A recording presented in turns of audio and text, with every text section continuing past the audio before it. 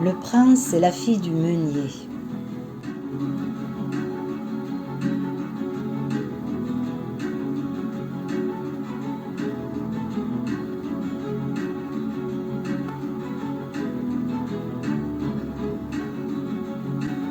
Résumé du premier épisode. Un jour, à Bouxières-aux-Dames, au temps où les dames chanoinesses faisaient faire leur farine dans un de leurs moulins, une jeune fille et son père, meunier en titre, assistent à la noyade d'un homme pris dans le tumulte des flots de notre rivière, nommée la Meurthe. Poussée par son courage, Ludmilla se lance à son secours, s'empare de son bras et lui intime de se laisser guider par elle. Grâce à sa témérité et à sa maîtrise des eaux, elle tira le prince hors de la rivière, l'amenant jusqu'à la berge. Là, elle le tint jusqu'à ce qu'il puisse se reposer sur le sol solide. Haletante mais fière de son acte, Ludmilla ne se laissa pas aller à la fatigue. Elle le regarda un instant avant de lui murmurer : « Vous devez remercier les courants de la rivière, mais il me semble que vous me devez la vie. Que cela ne soit pas oublié, monsieur le chasseur. » Le lecteur de passage aura bien compris que la jeune Ludmilla n'avait pas reconnu en ce chasseur le prince Frédéric en personne, toujours sous le choc. Il n'eut d'ailleurs pas les mots pour répondre immédiatement, mais il comprit la grandeur de ce que cette courageuse jeune fille avait fait. Alors, après un moment de silence, il se leva difficilement et s'inclina profondément devant elle. « Je vous suis redevable, damoiselle. Vous m'avez sauvé la vie, et cela ne saurait être oublié. Un jour, nos chemins pourraient bien se croiser à nouveau, et peut-être à ce moment-là, c'est moi qui vous porterai secours. Qui sait ?» Ludmilla, en toute humilité, se contenta d'un sourire sincère. Elle connaissait son devoir et son rôle auprès de son père, mais elle savait également que, ce jour-là, la rivière avait choisi de lui faire confiance et qu'elle n'avait fait qu'accomplir ce que la nature lui avait enseigné. Le prince Frédéric retourna en direction de son château ducal de Nancy avec une gratitude infinie pour celle qui lui avait sauvé la vie. Les jours suivants, la nouvelle du courage de Ludmilla se répandit dans notre bourg et même à travers les villages voisins.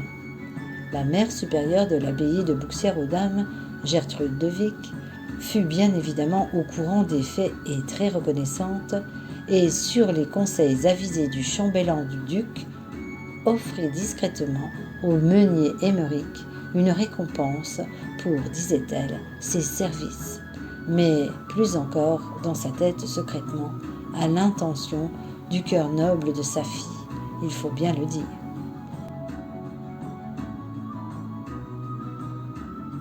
Cependant, Ludmilla ne chercha jamais la gloire ni la reconnaissance.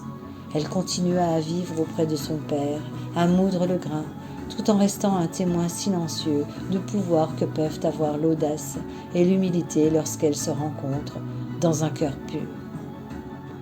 Et ainsi, sur les terres de Lorraine, son histoire commençait bien vite à se transmettre de bouche à oreille, rappelant à tous que, parfois, le plus grand des héros peut être celui qu'on attendait le moins.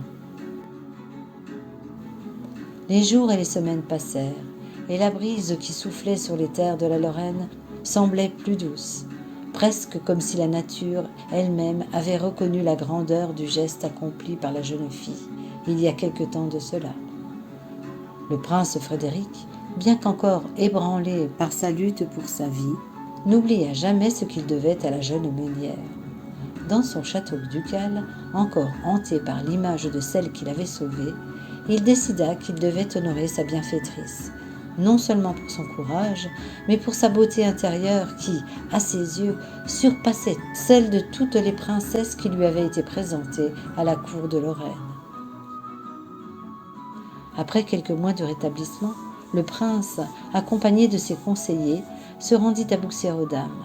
Là, au cœur du moulin, il invita le meunier Émeric et sa fille Ludmilla à se rendre dans la forteresse de Nancy. Quelle ne fut pas leur surprise d'apprendre la réelle identité de l'homme que la jeune fille sauva un jour de la noyade, le prince Frédéric en personne. Émeric, un homme humble mais fier, accepta sans hésiter cette invitation, solennelle et généreuse. C'était une occasion rare, un honneur sans égal pour lui et sa fille. Le jour de leur arrivée au château fut marqué par un beau défilé de la garde du prince et des bannières flottaient au vent. Les portes massives s'ouvrirent en grand et Frédéric les accueillit personnellement dans la cour royale. Ses yeux ne quittaient pas Ludmilla, qui, bien que timide, avait la tête haute, portée par la noblesse de son acte. « Bienvenue en ces lieux, dit-il en s'inclinant légèrement. Ce jour ne saurait suffire à exprimer ma gratitude. Vous avez sauvé ma vie, et pour cela, je vous en serai éternellement reconnaissant. » Ludmilla, un peu émue par tant de magnificence, répondit d'une voix douce, mais pleine de dignité. « Je n'ai fait que mon devoir, prince. La rivière m'a appris la patience et l'humilité, et c'est grâce à cela que je suis venue vous secourir. » La mère du prince Frédéric, dame Judith Berthe de Hohenstaufen, présente en ce château, observa attentivement Ludmilla. Une lueur de compréhension passa dans ses yeux.